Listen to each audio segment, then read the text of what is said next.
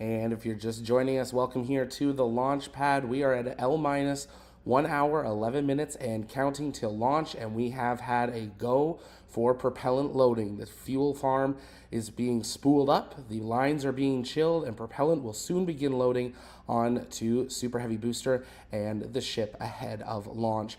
If you're just joining us, though, or you're here earlier, bear with us. Our internet provider has gone down a couple of times, but we're crossing our fingers for the launch and for our internet, and we're doing our best to stay online here.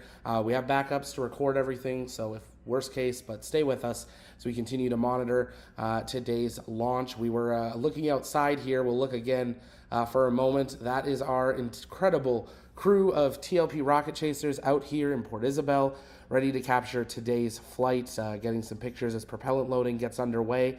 And gets ready for today's flight. We're trying a bunch of new things, some things that you've probably never even seen on X or social media before. So fingers crossed as those work out for us here today. But we're going to keep all eyes out on the launch site. The propellant loading onto the booster will kick off first. We're expecting that to occur about 49 minutes prior to liftoff. So we're about 20 minutes away from propellant loading beginning on the Super Heavy booster.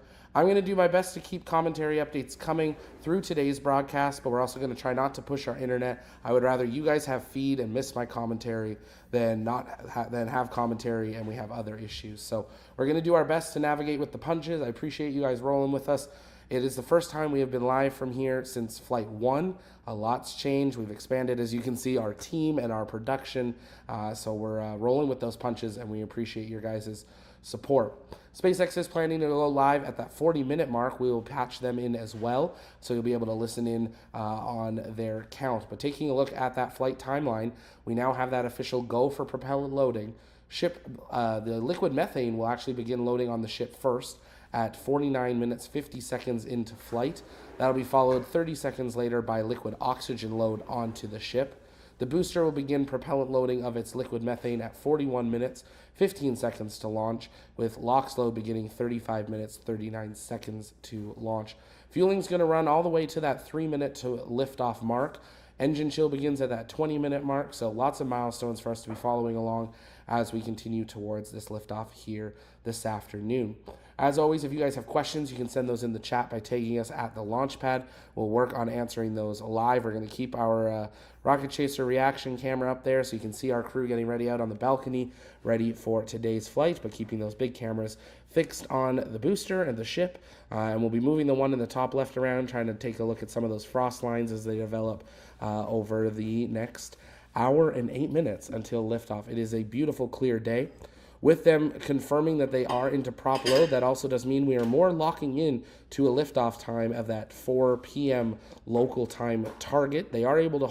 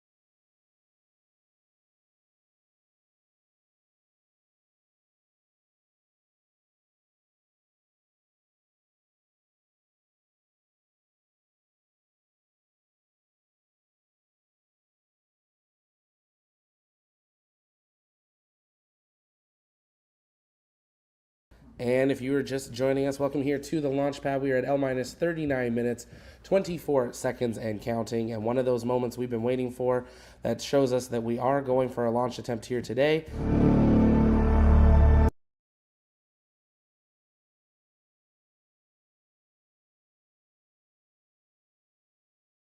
And as you can see there, SpaceX has now gone live, so we will be patching in and listening in to a live status update there. Propellant loading on the ship is now underway. Booster fuel load should now be underway as well, with LOX load beginning on the booster in just a couple of minutes, which means those beautiful frosty lines and that frosty ship should start to get visible here in the next few minutes. We'll punch in our cameras as we watch for those frost lines. But if you haven't yet, take a moment, engage that like button, share out the stream, invite people to join us. Also, post-launch, make sure you head over to the launchpad.shop. You can get our limited edition Flight 6 gear, as well as our Starship era stuff, and an incredible amount of posters and prints available from our team of rocket chasers. We have the most people we have ever had at any launch out here covering this, and that's only from your guys' support. So go support them by picking up prints and metal prints.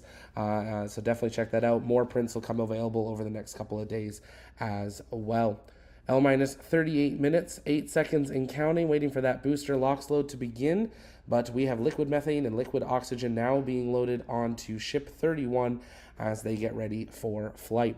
We're going to be answering your guys' comments and questions through the coast phase of the ship as it heads to the Indian Ocean. But when SpaceX goes live, we're going to be listening in for their live updates because they know a lot more than we do. L minus 37 minutes, 45 seconds and counting to the launch of Starship Flight 6. Stay with us right here on the launch pad.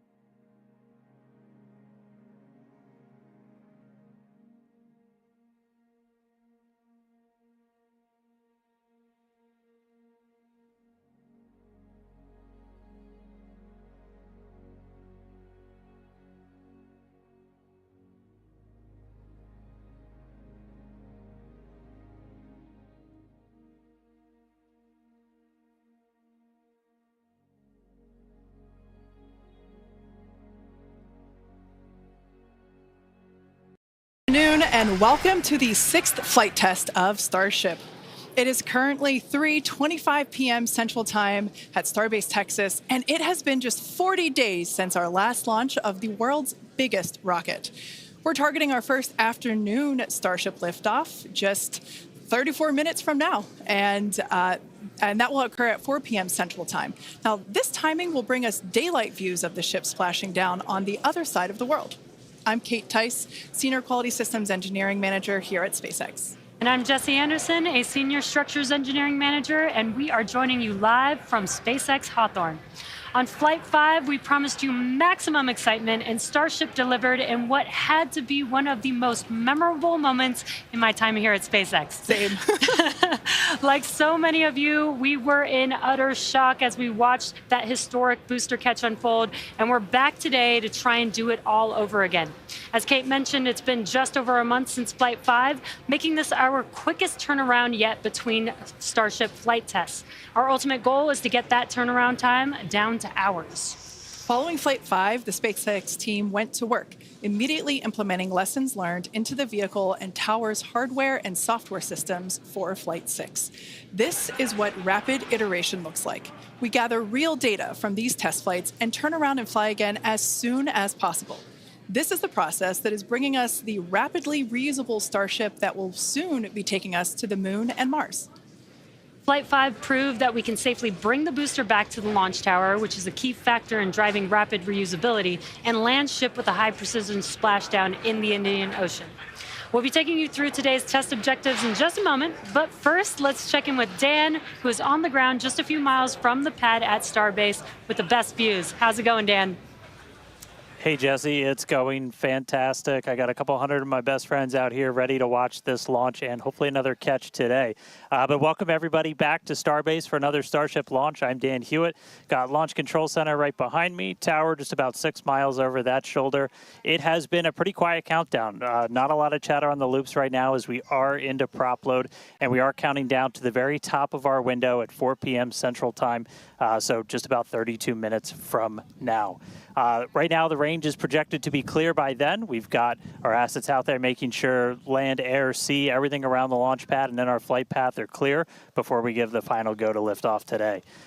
We got through the weather poll. Everything was looking great. A little breezy today, but well within our constraints for both launch and catch criteria. And as you can tell, we're loading propellant onboard the vehicle. You can see those white frost lines starting to tick up as we're putting the cryogenic, the liquid methane, and liquid oxygen out to both of those vehicles. The ship prop load started at about T-minus 49 minutes, and then the booster followed just a couple minutes after at about T-minus 41. We're almost halfway full on ship, just about a third on booster. Those are both going to continue until we're about 3 minutes, 20 seconds before liftoff on ship. And then the booster is going to close out at about 2 minutes and 50 seconds. So we pretty much we're loading up right to that last possible minute, keeping it as dense and cold as possible, and then getting off the launch pad. The countdown startup sequence, everything will look very familiar if you watched Flight 5, assuming you did. But you're going to see the engines start to ignite at about 3 seconds before liftoff. They're going to start up in 3 different groups. First, those center 13, then 15 of that outer ring, and then those final 5, bringing all 33 Raptors online. After that, we'll see about a second later, and then it'll lift off, so a couple seconds from first light until motion. As usual, we can hold at T-minus 40 seconds if we have any last-minute issues to clear, anything with the range, anything that triggers on the vehicle. And if we pass T-minus 10 seconds, the deflector fires, and then we scrub, then we're done for the day for at least 24 hours. But weather is fantastic, light breeze, no clouds in the sky. Not tracking any hardware constraints to launch today. If we're not able to get off the pad, though, we've got opportunities throughout the week. Could be 24 to 48 hours later. But everything looking great. I'm excited to be able to see another one of these get off the pad. Check back in with everybody in just a couple of minutes. Back over to Jesse and Kate. Awesome. Thanks, Dan. Now, you could see those 2 towers in the back there in the distance at Starbase. Starbase is really coming along just as rapidly as Starship itself. That second launch tower will be coming online next year, and it will allow us to increase our flight cadence and test even more frequently. And just a few kilometers away from the 2 towers, our cutting-edge 1 million square foot star factory is nearing completion with the goal of producing hundreds of ships a year. Yeah. That might sound crazy, and that's because it is. If you can imagine a future where we are flying and catching a fleet of boosters, which is the lower portion of the vehicle, that fleet is actually pretty small compared to the potentially hundreds of ships, the uppermost portion of Starship, that will be flying in that future vision. Yeah, exactly, Kate. Those ships will be staying in space for long-duration missions to go to the moon or Mars, or become tankers for refueling, or any number of other uses. But the boosters will come back and turn around to launch the next ship. So in order to hit that production cadence of hundreds per year, we're rapidly building out Star Factory, which is our Starship production facility in Texas. And views of that Star Factory there. Now, this place allows us to move system integration work earlier in the build process, which means more efficiency, higher quality, and ultimately faster production. Starbase is an incredible place to be right now. There really is nowhere else in the world like it. You know, hint, hint, nudge, nudge. Now, what you might be hinting at is the good news is we are hiring. If you love what you're seeing, check out our openings at Starbase. On the engineering side, we're looking for vehicle design engineers across structures, propulsion, and integration. And if you're a hands-on tech, we're looking for integration technicians and welders that can help us hit our goal of building a Starship every 8 hours. And to do that, we need builders. Yeah, we're definitely going to need a lot of builders to get that down to just 8 hours. Right? Now, beyond that, in order to keep Starbase growing, we have all kinds of roles, from baristas to HVAC technicians to EMTs. So chances are, if you're looking, we have a place for you. Visit spacex.com/careers to see all of our openings. Every role is critical to the future of Starship. With Starbase growing faster than ever, we can't do it without you. This place is where our future is being built, and that is a future that we are all very excited about. All right, let's dive deeper into the inner workings of Starship and learn more about this flying skyscraper.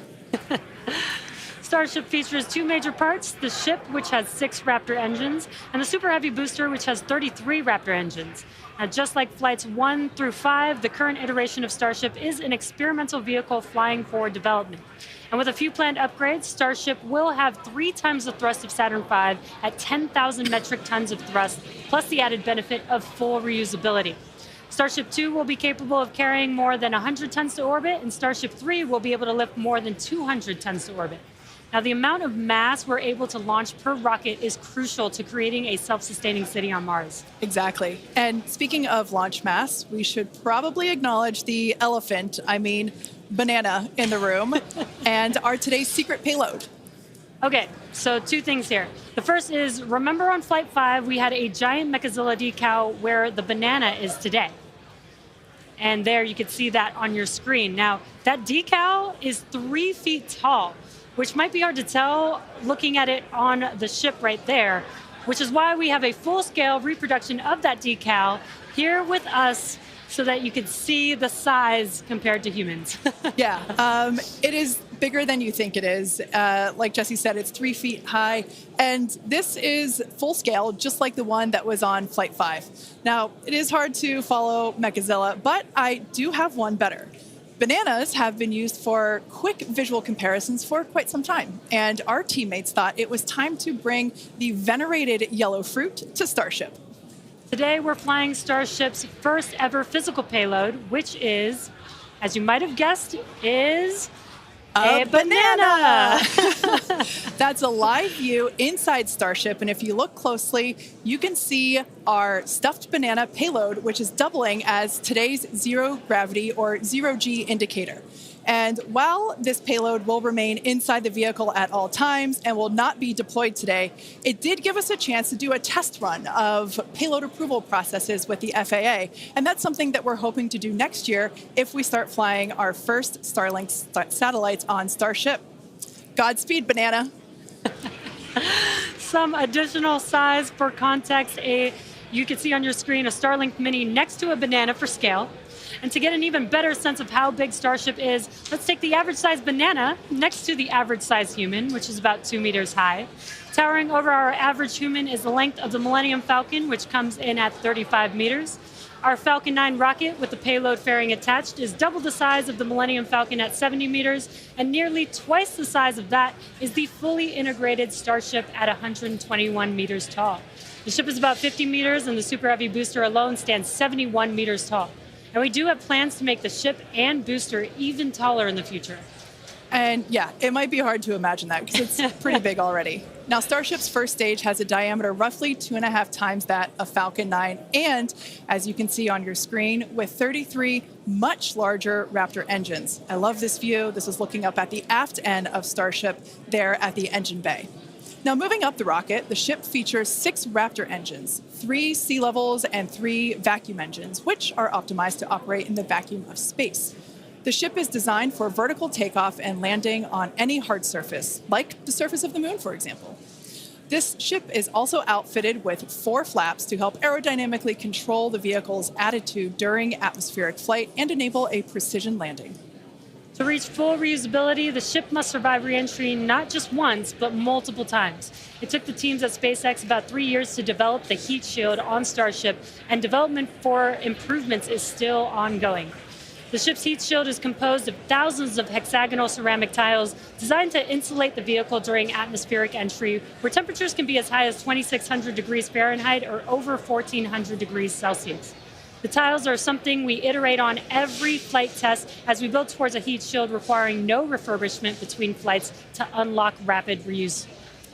And the teams have actually already begun testing the heat shield tiles in environments simulating Mars atmospheric entry conditions, which we'll see more of in just a few minutes. You know, slightly different than coming back to Earth. Just slightly different. And in between the first and second stages is our hot stage, which we saw in action on flights 2, 3, 4, and 5. So let's recap that last flight to understand what we accomplished and how that's changing for today's flight. On October 13th, Starship successfully lifted off at 7:25 a.m. Central Time from Starbase, Texas. A gorgeous sunrise ascent that was fairly quickly followed by the hot stage separation maneuver, which we see here, as well as on multiple previous Starship flights. The booster then performed a flip maneuver, boost back burn, and then we jettisoned that hot stage, which you see there. The booster then performed its boost back burn, which brought it back on a trajectory to the launch tower, back to the Gulf Coast. We can see here the booster descending through the Earth's atmosphere. It broke the sound barrier again as it was coming back through. Those Raptor engines relit, and then the moment that made us all lose our minds, the booster came back for a successful first ever catch by the chopstick arms back at the exact same launch tower that it launched from. It was insane. As you can see, we all went bananas. And you did too, probably. Thousands of distinct vehicle and pad criteria had to be met, and thanks to the tireless work of the entire Starship team, we succeeded on that first attempt. And while that all was happening, ship was continuing to coast towards the Indian Ocean. It executed an excellent coast, made its way down through re-entry, relit its engines, did that flip maneuver, relit its engines for landing burn, and then splashed down into the Indian Ocean. Now that whole flight test concluded that splashdown 1 hour, 5 minutes, and 40 seconds after launch. Starship's 5th flight test was one of our most ambitious yet, and as we work to demonstrate techniques fundamental to Starship and Super Heavy's fully and rapidly reusable design. And I think I speak for all of us when I say that seeing the catch for the first time was an extraordinary moment for the entire SpaceX team. We've seen a lot of wild firsts here, but that was truly an epic moment in time. Yeah, we're not forgetting that anytime soon. Certainly one in the history books.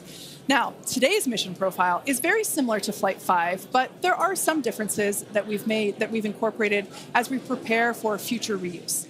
About 20 minutes from now, Super Heavy will ignite its 33 Raptor engines and lift off from Starbase. About 2.5 minutes into flight, the booster will separate from the ship in a hot stage separation, and we've seen that occur on multiple flights, including Flight 2, 3, 4, and 5. About 2 seconds after that burns, we'll jettison that hot stage.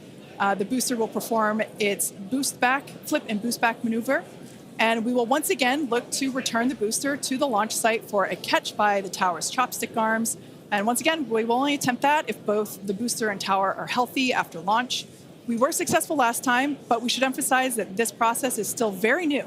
And this is still just a test, so success is very far from guaranteed today. It's always a possibility that we'll lose the vehicle. It's a contingency that we always plan for. Yeah, exactly. Now, while the booster is doing its job, the ship's 6 engines will remain lit for a few minutes before shutting down and then going into the coast phase. The ship will coast for a total of about 40 minutes or so, reaching a peak altitude of approximately 213 kilometers. Now, one additional objective for this flight during coast is an in-space burn using one of ship's Raptor engines. Doing a burn while in space will build confidence that we can do deorbit burns, which is a key capability for upcoming orbital missions. Now, after the coast phase, the ship will attempt a controlled re-entry, and if ship makes it all the way down, we'll once again perform a flip and landing burn before splashing down in the Indian Ocean. Yeah. Now, there are some notable changes to our entry plans for this flight, and they will intentionally push the ship to, and very likely beyond its limits. This includes several thermal protection upgrades and operational changes as we prepare for future ship catch and reuse. Today's flight test will also test new secondary thermal protection materials, and entire sections of the heat shield has actually been removed in certain areas. And on top of all of that, we're going to fly the ship at an aggressive angle of attack once it's moving slower than the speed of sound. Now, this means we'll be flying nose down instead of our usual belly flop orientation during final descent. This will no doubt stress the limits of the flap's ability to maintain control, but it will be a chance to get real flight data on what our limits actually are. So, to put it as bluntly as possible, do not be surprised if this is not a smooth flight to splashdown today. We are intentionally looking for how far we can push and discover the vehicle's true limits as we plan for future ship return and catch. And even though ship recovery is not expected today, the telemetry and data we receive all the way to the end is what we're looking for and what will help us get to a rapidly reusable Starship of the future. Now, just like Flight 5, one of our objectives for Flight 6 is attempting to return the booster to the launch site to be caught by the tower. The booster for this flight has upgrades to add redundancy across its propulsion system, increase the structural, as well as increasing the structural strength in a few spots. We've also implemented a few changes across both ship and tower to try and speed up the post-catch timeline. Returning vehicles to the launch site leverages the same hardware that we use for stacking ahead of flight, making our infrastructure multi-purpose. And in order for us to achieve that rapid reusability that we keep talking about, we need a quick turnaround. And you can't get much faster than returning the launch vehicle right back there to where it needs to launch from again. Exactly. In this video, you can see our original render of booster catch alongside the actual footage of catch from Flight 5. This video is just mind-blowing to see the predicted versus reality. And just like the last flight for today's booster catch, there are thousands of criteria that need to be met in order to proceed with catch. Automated checks have to indicate we have a healthy booster and a healthy tower, and the flight director must issue a manual command which is informed by manual checks from the flight control team. If this command is not sent prior to the completion of the boost back burn, or if automated health checks show unacceptable conditions with Super Heavy or the tower, the booster will default to a trajectory that takes it to a landing burn and soft splashdown in the Gulf of Mexico. I remember when we first heard the call out that tower was go for catch on Flight 5, and wow, I still get goosebumps when I think about that moment. Now, for today's test, just like Flight 5, we're only going to catch if everything on the booster and the tower checks out after launch. As always, we accept no compromises when it comes to the safety of the public and our team. And so to that end, the area around the pad and the flight path are cleared in advance. A lot of things have to go right in order to line up the booster catch. So if all criteria is met, we will attempt to catch, but there is a chance that we may not. Either way, we'll be getting tons of in-flight data, which is extremely valuable. Exactly. That first catch was pretty epic, though. So, like you, we'll be keeping our hopes high to see another one this afternoon. Now, Dan, you got to see it in person last time. Are you mentally prepared for a possible round two? I mean, probably not. That was pretty hands down the coolest thing I've ever seen. And the fact that we're going to do that every time now breaks my brain a little bit, but it was absolutely incredible. One of the unique aspects with Super Heavy coming back is it does generate a sonic boom.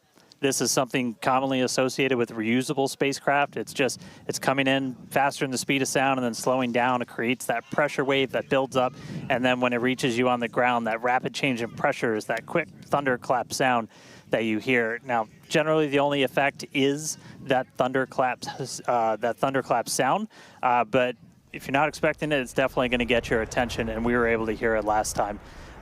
The impact of, or how loud it is, changes pretty dramatically. And in this video, you can see as we were descending, and there was kind of that quick triple pop that you heard.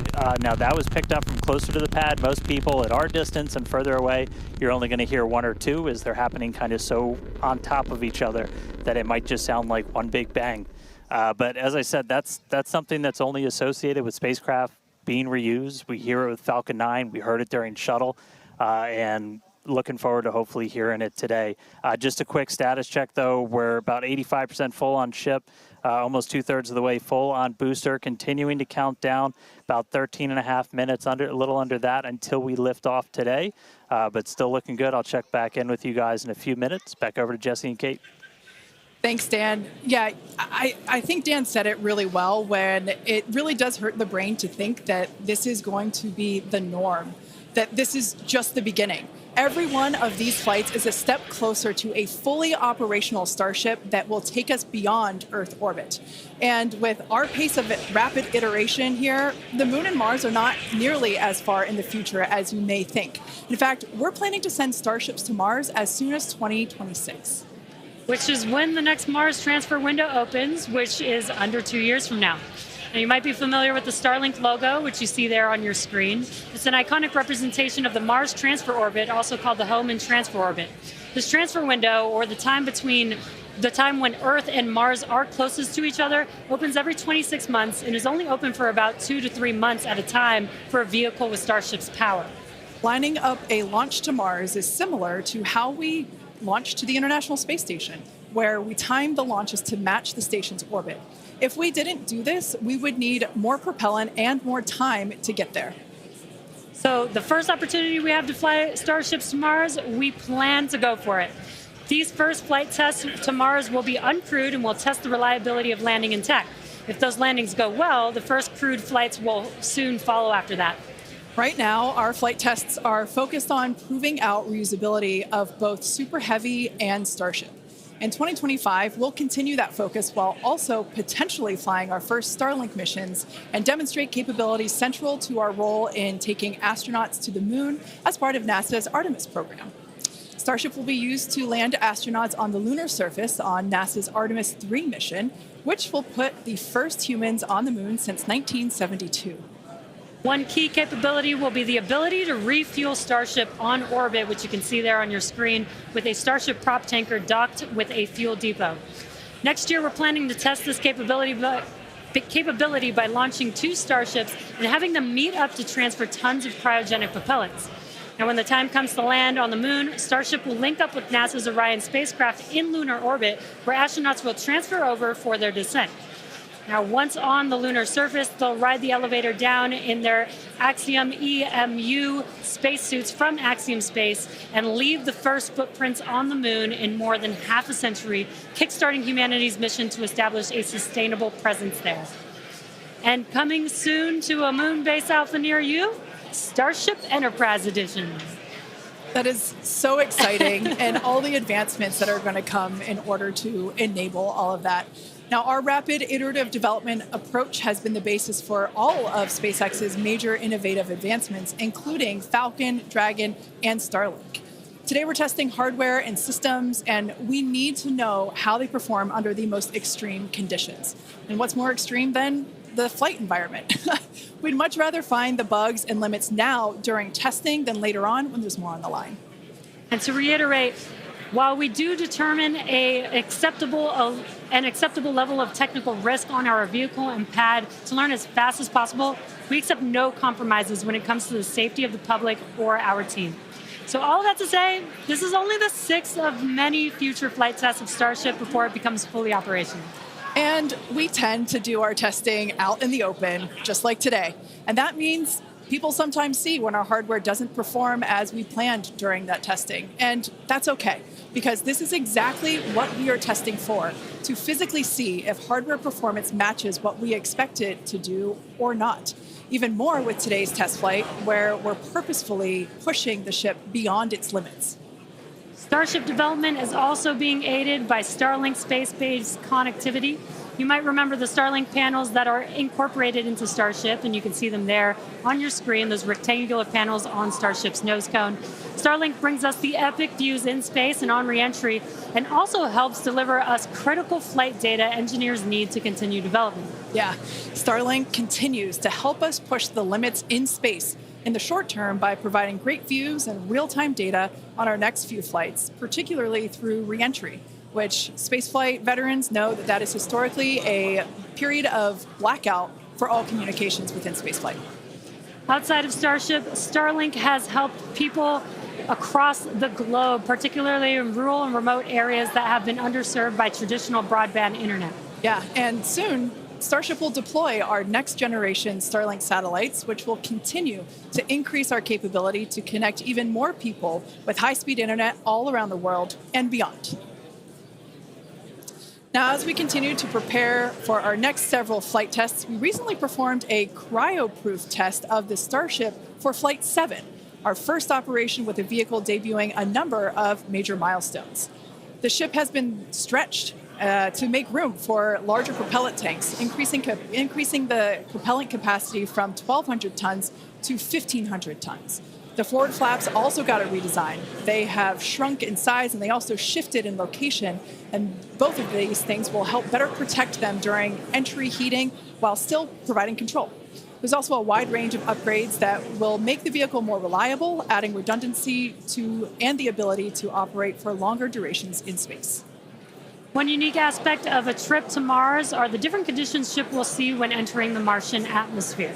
Now, it's difficult to simulate Mars's atmosphere when re-entering on Earth, so we've been testing a variety of heat shield materials inside a specialized plasma jet chamber at the University of Illinois Urbana-Champaign, where we're able to more closely simulate Mars's 95% carbon dioxide atmosphere. Aside from looking awesome, this is important testing. The intense heat of entry will cause the CO2 to break down into its base elements, exposing Starship to atomic oxygen, which increases surface heating and can cause materials to oxidize or start to break down. Spacecraft entering over Mars encountered more than twice the amount of atomic oxygen at their peak when compared to Earth, and that is certainly a unique challenge. As we continue to test, we'll learn more about what makes a great heat shield for Mars. All right, now that we're heading into the final minutes of the countdown, let's go back to Dan for the latest on the ground there at Starbase. Hey, Kate, afraid I have nothing but good news for you. We have a go from our range safety team. We are a little over 90% full on ship, almost 85% full on booster, and not tracking any holds to an on-time liftoff. So we've got about 3 more minutes of prop load.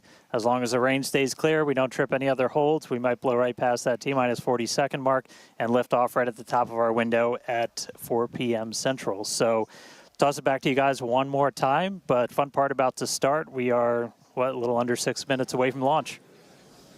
All right, so we are continuing to progress now at 5 minutes and 43 seconds until liftoff. Now, once we pass the T-minus 40-second mark, a number of events are going to occur in rapid succession. The ground spin and ignition systems will come up to flight pressure, and the ship will go on to internal power. And then after that, the quick disconnect, or what we call the QD arm lockout, is removed in preparation for retraction shortly after T0.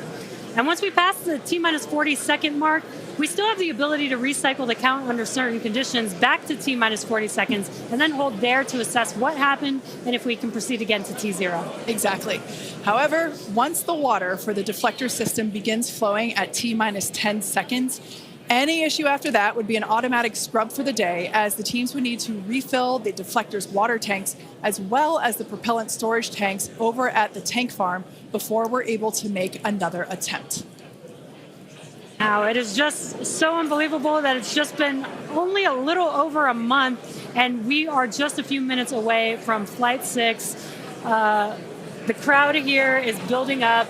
We've got a much larger crowd here than when we were launching at 4 or 5 in the morning out here. So very exciting to have an afternoon launch to have all the employees here. Exactly. Now, just as a reminder, that T-minus 40-second hold, if we opt to use it, everything is still potentially go for launch. So nothing to be worried about there. At that point, basically up until T-minus 40 seconds, all aborts are just holds. This would allow the team to wait for final checkouts to assess propellant levels, engines, avionics, vehicle pressurization, range, weather. Occasionally we've had shrimp boats lingering in the past, but that doesn't sound like that is the case today. Yeah, not today. No shrimp boats, which is great. Everything so far is looking good. We're getting really excited here, just a few minutes away. We're going to go back, send it over to Dan in Starbase. How's it going, Dan? It is still going great, just coming up on about 3.5 minutes away, so we should be done with our prop load on ship momentarily. Then about 30 seconds later, we'll close out on booster. Our flight control team on board, or in the building just behind me, not on board. Some of them might wish they were on board. Flight control team in the building behind me, they're going to have a lot of work to do right after we lift off, as we still have a lot of manual checks that happen on the tower prior to the flight director, who's going to be Tristan Pierce again today, giving a manual command to bring the booster back to the launch site. And the tower did just incredibly well on the last flight. We didn't lose any of our required redundancy for a catch, and so we're hoping to see that again today. A lot of the team, really putting armor on the tower, making all of those things work, played a huge role in making that catch possible, and looking forward to hopefully seeing that happen again. And of course, sending our first payload to space. You can see the banana. It's very tightly secured, but I assure you it does have some room to float around. So once we're in a zero gravity environment, we should see our first Starship zero gravity indicator putting on a little bit of a show. And that's looking right in. That's where we're going to have Starlinks. That's our PEZ deployer. So getting its ride to space. So coming up on about 2.5 minutes, we are closing out on all of our prop load. Just heard that our fill drains are starting to close, so that means we're no longer going to be flowing propellant into the booster and the ship. We're going to do what's called pushbacks. So all of that propellant in the ground systems is going to get pushed back to the tanks, clear out everything around the pad right before we light those 33 engines and take off. Just quick reminder, you're going to see fire start at the bottom. You're going to see the deflector start at about 10 seconds before launch. Lots of water to help dissipate all that heat, all that sound. And then the engine starting up in 3 different groups. And then about a second after T0, we should see liftoff. About 2.5 minutes into the flight, a little bit longer, we'll see hot staging. And that's when we're going to be listening really close on those loops to see if we're going to be bringing the booster back for a catch today. Do always want to caution, it's never a guarantee. We've done this once. We'll see if we do it again. We're only going to do it if the booster and the tower are looking really good before we attempt to bring it back here. But coming up on a minute, not tracking any holds on the board right now. So as long as we don't have any last second things, which do happen. All right, flight director just confirmed T-minus 1 minute.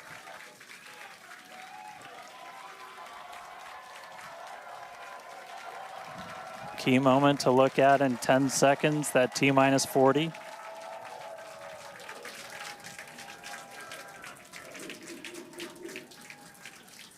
And we flew right through that.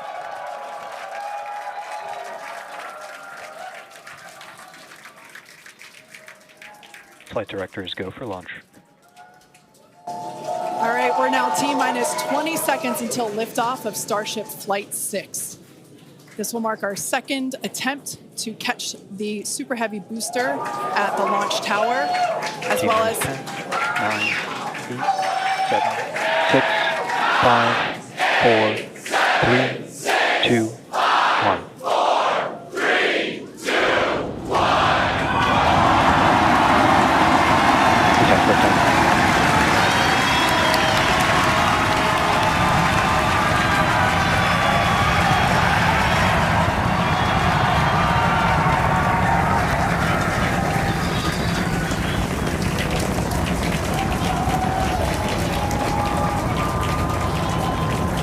Vehicle is pitching downrange. Booster Raptor, chamber pressure nominal.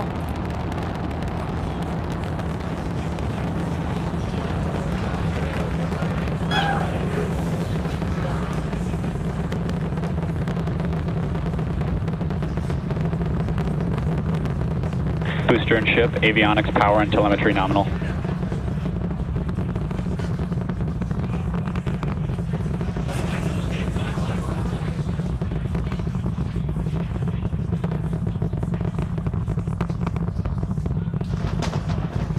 All right, we're just a little over a minute maximum into flight. dynamic pressure. We're about 6 miles away, so all the sound's still hitting us here. Hearing good call-outs that power telemetry nominal, that's flying straight and true. We do see all 33 Raptor engines lit up on telemetry screens. At this point, we've passed through that point of maximum aerodynamic pressure, that max Q. Now, coming up in just a little over a minute from now is going to be hot staging. So we're going to see the 6 engines on the ship ignite while still attached to the booster. Just before that, we'll see all but 3 center engines on the booster shut down. In what we call MECO, it's most engines cut off instead of main engine. And so while we continue to watch it go up, a lot of our flight controllers looking at all the systems around the tower. Again, we have to send a manual command. Just about 30 seconds away from hot staging.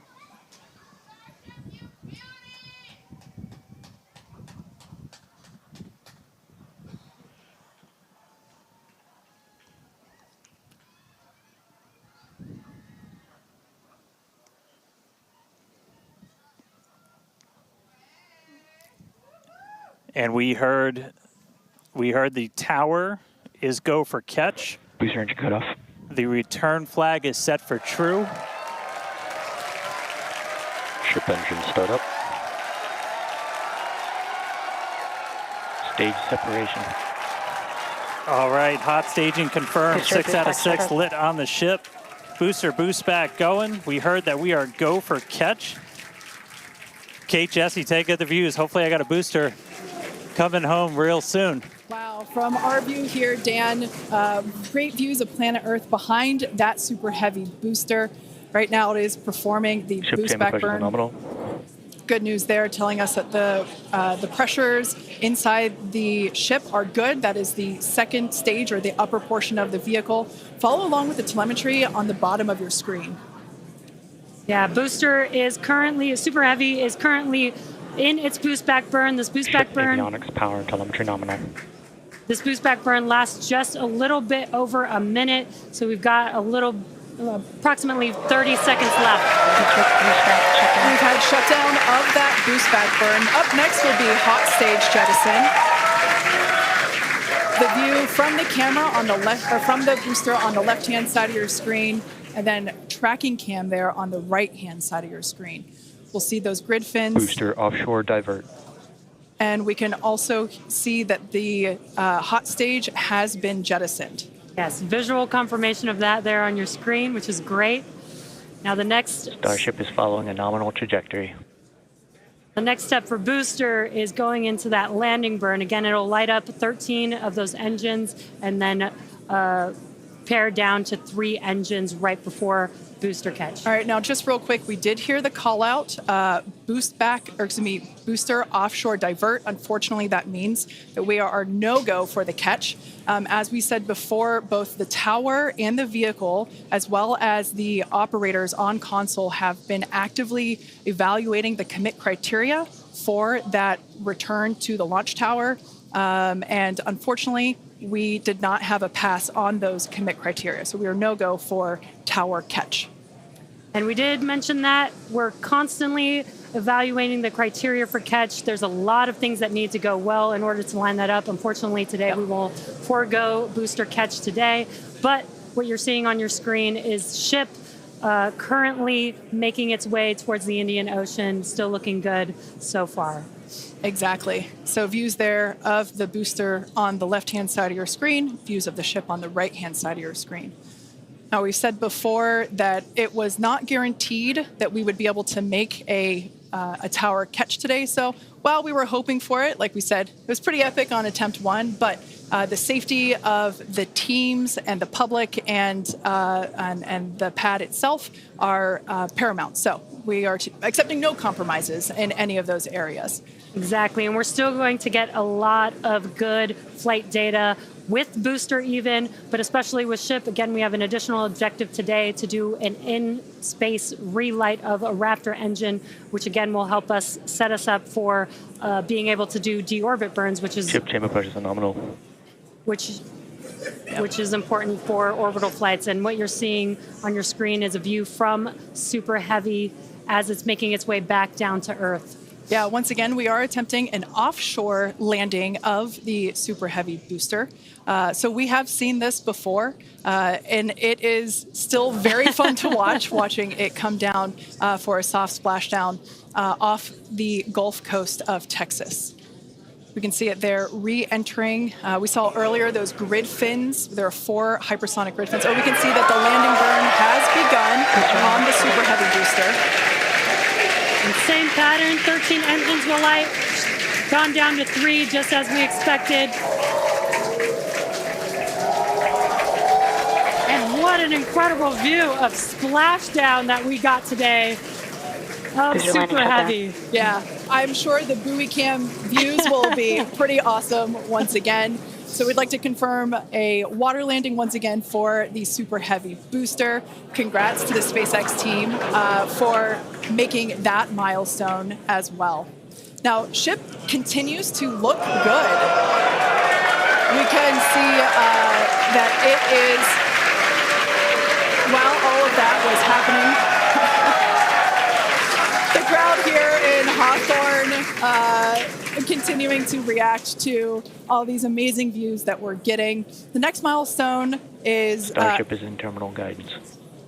Great news there. Starship terminal guidance, referring to what we see here on our screen, the upper stage, at about 8 minutes 35 seconds or so, we have ship engine cutoff, which will be the cutoff of the Raptor engines.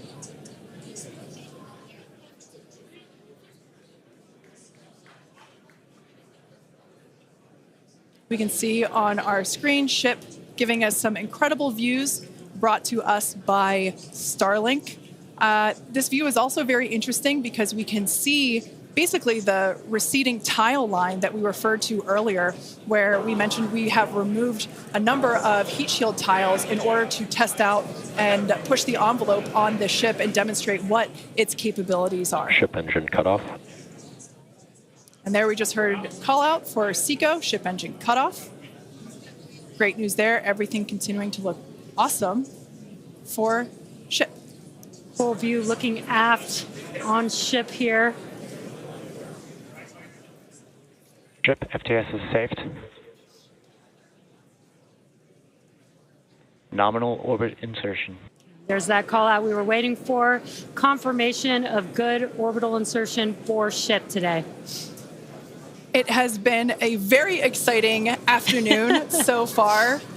We'd like to send it back over to Dan, who can give us that live view experience. Dan, once again, are you okay after witnessing another Starship launch? Yeah, totally fine. You guys have to be jealous. This is the only way to do this. This is fantastic. No, it was really cool to see a liftoff, 33 out of 33. Didn't go for the booster catch today. Initially, we were good, and then we tripped a commit criteria and did the offshore divert. So we went and did that water landing, as everybody saw. We'll dig into it a little bit more, but again, we've done it once, we've now done it twice. We're going to keep trying to do it, as this is just a core capability of Starship and what's going to make it so incredible. There's a lot left. We're just about almost 10 minutes into this flight, so about 50 plus minutes still to go. Ship nominal orbit, so it's on its way around the planet. It's going to attempt to do an in-space burn. We're going to light one of those Raptor engines, the sea level ones in the middle, just to help demonstrate that we can relight in that microgravity environment. Really critical for deorbit burns as we start to do some orbital missions in the not too distant future. And then following that, we'll see a ship entry maybe a splashdown. As you guys said, we're really going to be pushing ship on this one. We're pretty much intentionally putting it in places where we expect it might not do so great, and all that's to try and help us learn, see if we were a little too conservative, and then maybe that opens up more capability for when we start catching them. But I'll check back in with everybody in a little bit. I'm going to tune in and watch the ship fly around planet Earth, and hopefully we see it re-entering in the not-too-distant future. Back over to you guys. Thanks, Dan.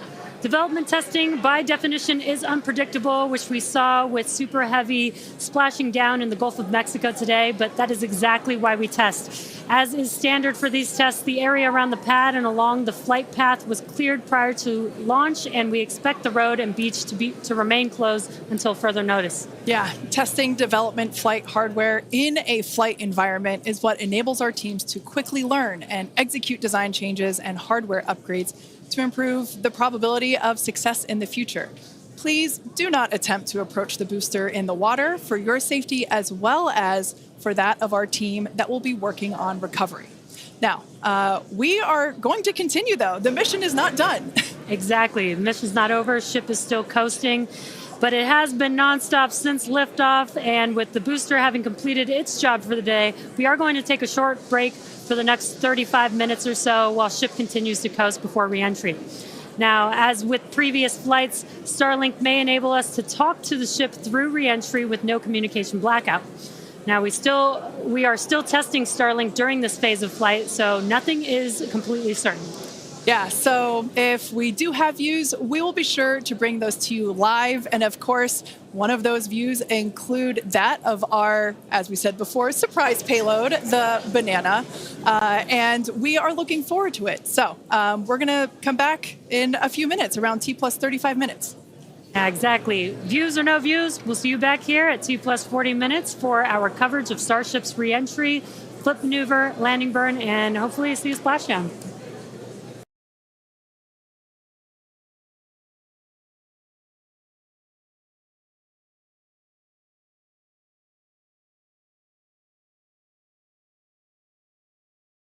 And if you're just joining us, wow, what an incredible day here on the Starbase coast. Our crew already going through their shots, and you're going to want to stay tuned to our social media over the coming hours for some of the stuff. One of the shots that we've never seen anyone shoot before has come through, and so much more. So make sure you stay tuned to our social media. I want to give a huge shout out to all of our rocket chasers that have made it out here to Starbase. It's been a trek. It is hot out there. We've been out in the field basically all day the last 4 days, and I'm just so grateful for each and every one of them. A huge shout out to our moderator team as well.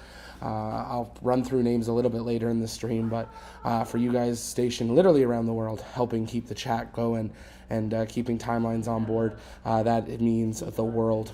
We're going to take another commentary break here as well as we go through our photos, but I will be back answering more questions in a little bit. Stay with us right here on the launch pad.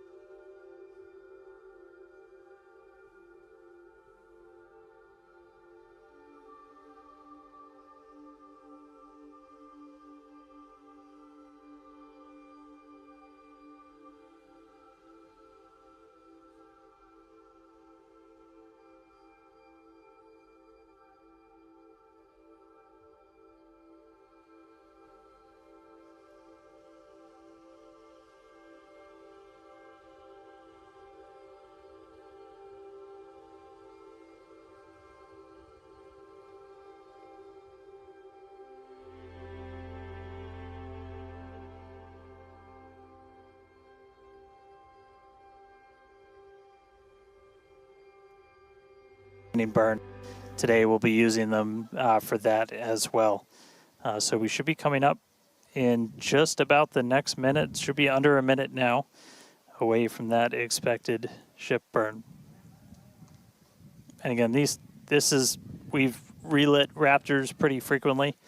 We just did it with the landing burn and that boost back burn on the booster, and we've done it on ship landing burns. We just haven't done it in this microgravity environment where your propellant management and a lot of other things are different as you're not weighed down by the force of Earth's gravity.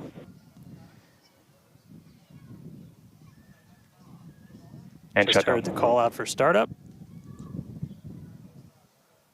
There's some light. There's that Raptor relit. And shut down. All right, there you have it. The first time ever lighting a Raptor while in outer space, other than our Ascent burn. So really cool to see that relit. That's a pretty critical capability that we're going to need when we're doing orbital missions in the not too distant future.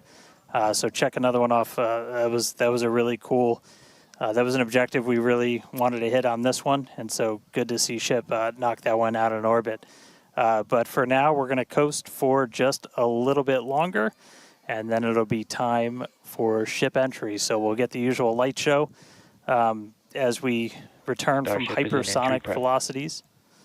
We're just starting to do the entry prep for that, so we're going to get the flaps positioned, and then it's going to start taking the brunt of all of that heat as you're coming in from well in excess of 10,000 miles an hour. That's all going to build up a lot of heat as you're encountering an increasing atmosphere, building up that friction. And we're going to see how the tiles fare. We've also got some pretty cool tile experiments that we'll talk about in a little bit. But coming up real soon, ship re-entry, successful relight, and we'll start this entry part soon.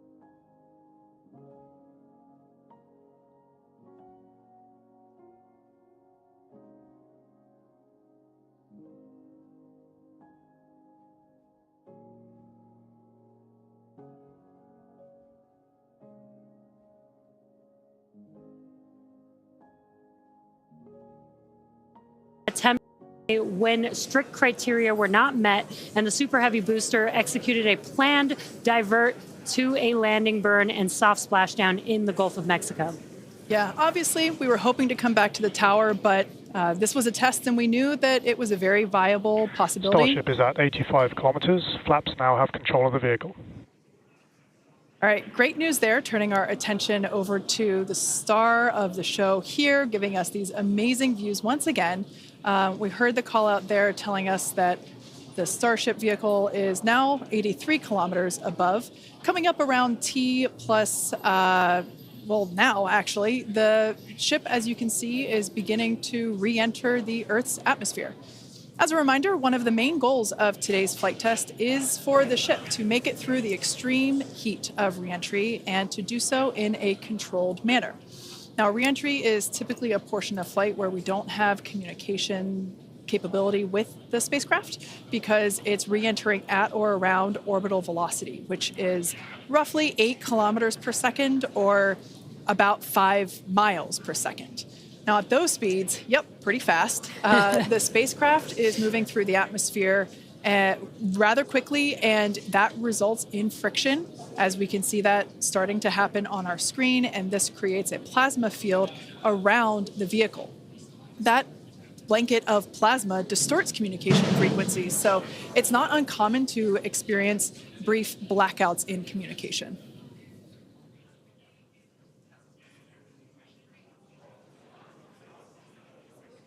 Starship is approaching the peak heating phase of entry.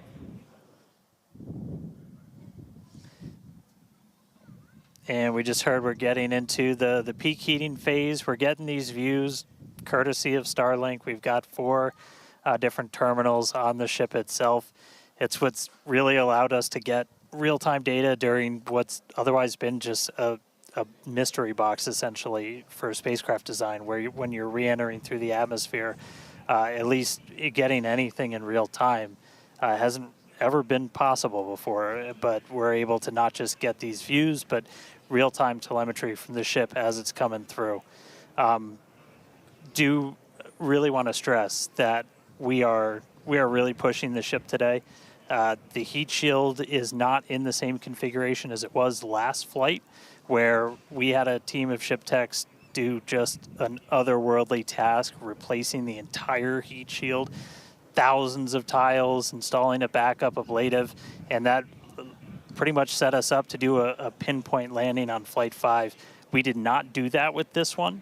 We have some backup in those really sensitive areas around the flat, but this is an older generation heat shield.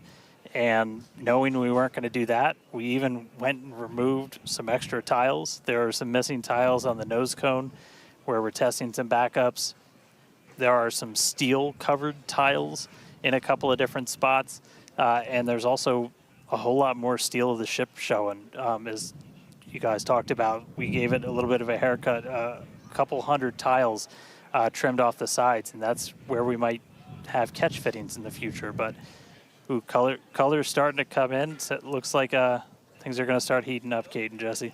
Yeah, fun fact, Dan, we actually removed 2,100 heat shield tiles from Starship in order to basically present that necessary receding line, which you kind of can see there in your view.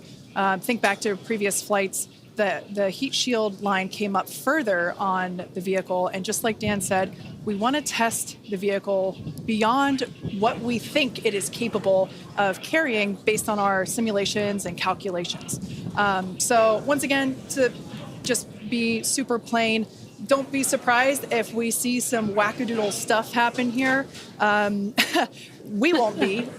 There are a number of things that we are testing out intentionally to see what the ship can take. Yeah, exactly. And knowing what those limits are will really help us design the vehicle of the future. Essentially, removing those tiles helps us remove a lot of weight from the vehicle, a lot of things that might potentially need refurbishment in the future. And the goal is to come up with a heat shield pattern or design that we don't have to refurbish. We can just continue to use it over and over again. And that's why we're changing some of those tiles and moving stuff around, removing a lot of those tiles, as Kate has been mentioning. Exactly. And, looking forward to the Starship capability of the future, we want to be able to catch Starship like we do with boosters. And so the next flight, we want to better understand where we can install catch hardware, not necessarily to actually do the catch, but to see how that hardware holds up in those spots. And today's flight will help inform, does the stainless steel hold up like we think it may based on experiments that we conducted on Flight 5. Now, continuing to look, amazing views. Yeah, Dan, go ahead. Oh, I was just going to say, there's so much on this flight that we're doing to try and, make all the ships that we're about to start flying even better, just really understand what their capabilities are going to be. We've got kind of the next-gen ship lined up for Flight 7. It's got all of those heat shield upgrades and everything. And one of the things that we're going to be doing that's most interesting, and one of the reasons we wanted daylight, is we're going to be flying pretty aggressively as ship comes in. We're going to be kind of nose down, and we've done it in wind tunnels. We've done it in simulations. You might see the flaps really flapping around trying to control the vehicle. We're betting we might have a little bit more capability than we think in just the analysis, but always a chance that bet doesn't pay off.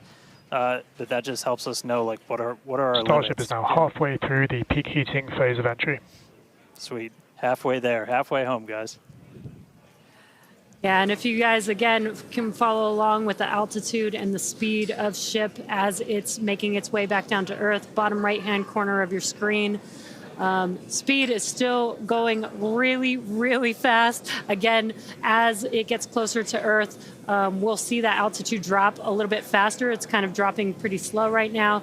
And again, as we get closer and closer to literally the surface of the water, then we'll start to see that speed pick up.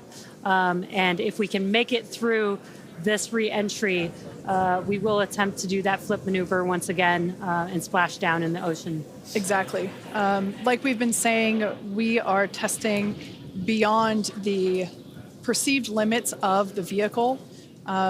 We want to go learn more about the ship, and this is a great opportunity to do that. So really pushing the flight hardware in a flight environment to help inform these future designs. As we've mentioned, it has a different heat shield. This heat shield is not the same generation as what we flew last time. This one is one generation older.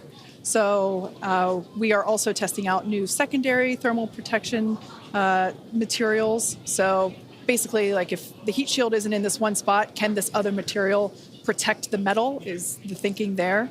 Also, checking of the ship's structural strength in those areas where we're looking to add that ship catch hardware just to see if it survives entry. So yeah, as we've been saying, we've done a lot of calculations and simulations. This view right here is super cool. This is looking out from the aft engine bay, basically at the bottom of Starship. Then on the center left-hand panel, if you will, we have one of the forward Starship flaps, so one of the flaps located at the top of the vehicle. Underneath that is one of the aft end flaps, like the one that we see in the main picture there on the right-hand side of your screen. Now, these views as the vehicle continues to enter the Earth's atmosphere, drawing a crowd once again here at SpaceX and Hawthorne as folks tune in as the mission continues on. Now, the next event that we have coming up, we should hear the call out that the vehicle is transonic around T+1 hour and 2 minutes or so. That means that the vehicle is traveling near the speed of sound. We say near the speed of sound because there are certain parts of the vehicle where airflow is going faster and other parts where it's going slower. So it kind of teeters there on the brink of the speed of sound. So once we have equal flow on all parts, then we'll hear it's subsonic. Yeah, and almost real quick, almost a reverse of, I'm sorry, Jesse, almost a reverse of before. We see the Earth starting to come into view. We've got sunrise there over the Indian Ocean. So this is going to look different from any of the re-entries we've had before. And it was specifically so we get as much daylight as possible to see how ship does this. Over to you, Jesse. Sorry about that. Dan, great minds think alike. That's exactly what I was going to point out, is that we're getting a lot clearer view of the Earth in the background with the different temperatures that we're seeing, with the different colors of that plasma around the ship, which is really, really cool to see. Again, we are pushing the limits of ship today, but so far everything is looking pretty nominal. We'll see how the next few minutes goes. Yeah. Like we've said before, don't be surprised if this is not entirely smooth sailing all the way down to the ocean's surface. Similar to Flight 5, we are targeting the same splashdown location in the Indian Ocean, but we are not expecting to recover the vehicle. Right, and we were getting some glimpses of the flaps. The flaps so far are looking pretty good. We're not seeing any burn through. There's those flaps again in that hinge area, which is our most concerning area there. That's great news for us for now. Again, the next few minutes could change as we continuously push those limits. Yeah, once we slow down a little bit, once we're subsonic essentially, so I think that's about 1,200 kilometers an hour. Once we're down below that, that's when we're going to kind of dip our nose down and get that more aggressive angle of attack. Normally we're just belly flop right into the water, pretty much that position. But if we're going to be able to do return to launch sites, we're going to want to be able to fly with a little bit more of an angle of attack, get you a little bit more range as you're coming through. And so this'll be just a test to see quite how far can we push it. And obviously we're going to do these kind of tests way out here in super remote areas before you ever try to bring a ship back to a place like Starbase. Starship remains on a good entry trajectory. External temperatures are coming down. All right, great news there. That tells us that we are through the phase of peak heating. So we are expecting these temperatures to continue to come down. Once again, we are targeting a soft splashdown in the Indian Ocean off the northwest coast of Australia. We can see these beautiful views of planet Earth coming in. Yeah, this is very different, where we had nighttime views of the ship as it was re-entering, and now we've got daylight. It is about an hour or so after sunrise there in the Indian Ocean, so pretty cool to see this. Yeah, and it might not seem like it makes a huge difference, but we do get a little bit more light on ship as well for the camera views that we have, which is very beneficial for us to visually see anything and try and correlate that to any of the sensors or data that we have on the vehicle. Exactly. That is why we shifted our launch window so that we could have that daylight in order to improve our observations of the vehicle. So not only are we getting all the raw data from all the sensors that are on board Starship, but we also have multiple cameras and assets out there that are watching the vehicle and will also be able to tell us with this visual story that is also very, very important. And as we get down a little bit lower, the Raptor engines are in their chill phase right now, so just essentially getting them primed to turn on. We're going to use those 3 center engines to do a landing flip and then a landing burn. So we'll come down kind of in that slightly pointed down belly flop and then fire off those engines to flip us around and then do that final landing burn. That should be coming up in just under 5 minutes from now. And then hopefully we start hearing some call outs on transonic and subsonic as we slow down. Again, once you hear Starship as subsonic, keep a close eye on the flaps. They're going to be working overtime essentially to maintain control of the ship as we get a little more aggressive with this.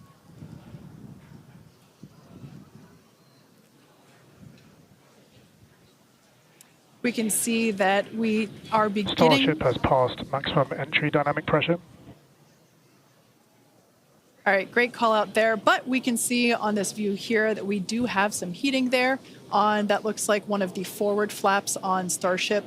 This is to be expected. We knew that the vehicle would perform differently than what we had seen on Flight 5. This is actually really good data because it tells us what parts of the vehicle at this, what will soon be a higher angle of attack once we drop down below the speed of sound. we'll have a higher angle of attack, meaning we're going to be flying nose down, basically. So yeah, this is good news, but we can actually, looks like that heating is starting to cool off there. Yeah, it's a little burn through. Again, it is important to note when we start seeing that through the ship's descent as well. So like Kate was saying, we're getting some really good data here.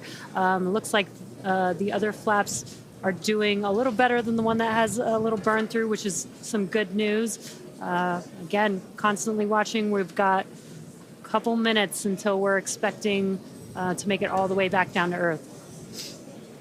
Exactly. And like we said before, we are not expecting to recover the ship, although that would be great. It would be a nice bonus if it happened, but it's not really in our expectations today.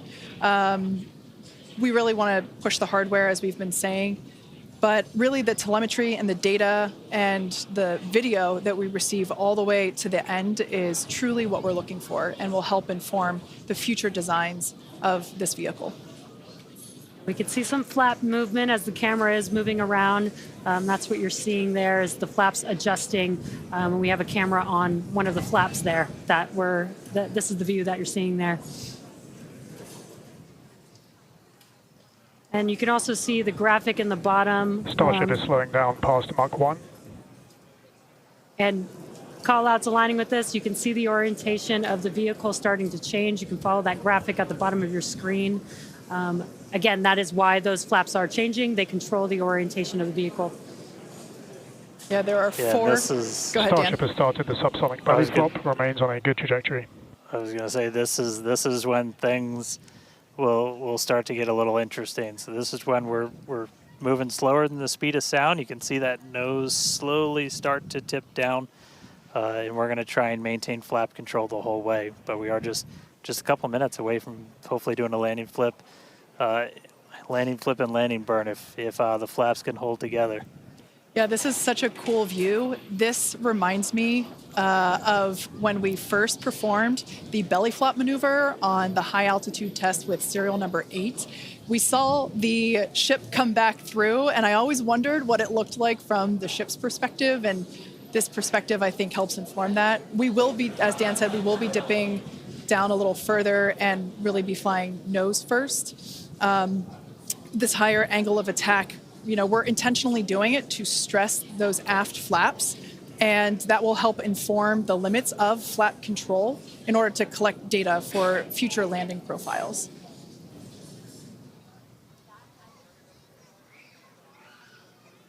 I mean, we're looking good so far. We've just got about 5 kilometers in altitude to go. We'll ignite the engines when we're still just a couple hundred meters over the ground, do that flip. Starship is passing through 5 kilometers altitude, remains on a good trajectory. I have a feeling this is going to look so cool as it passes through the clouds. Obligatory shout out to the entire avionics team on Starship. And there's that nose down orientation.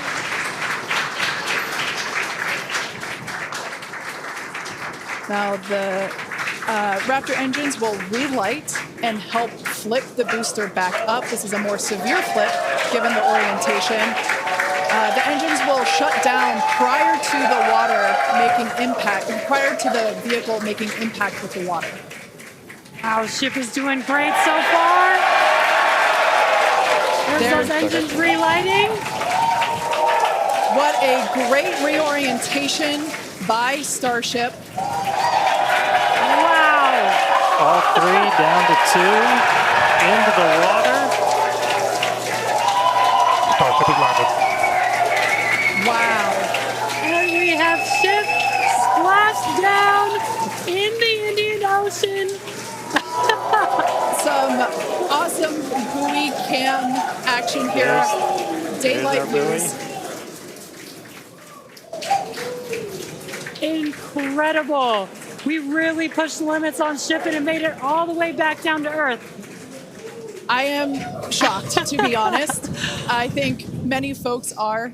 The fact that it survived all the way through while flying a lesser gen heat shield is just absolutely incredible. And turns out the vehicle had more capability than our calculations predicted. And that is why we test like we fly. Exactly why we do that. And those views were absolutely incredible to watch. Because of Starlink, we were able to get the views all the way down, as well as the buoys, seeing ship touchdown in daylight. So cool, so cool. Now, we want to, unfortunately, wrap up the show. Yeah, exactly. We'll say congratulations to our teammates at SpaceX and to everyone who supported the Starship program. And thank you to all of our future customers for your support. We'd also like to thank the people of Cameron County, Texas, as well as the Coast Guard, the Federal Aviation Administration, the Government of Mexico, and the Australian Space Agency. Now, be sure to...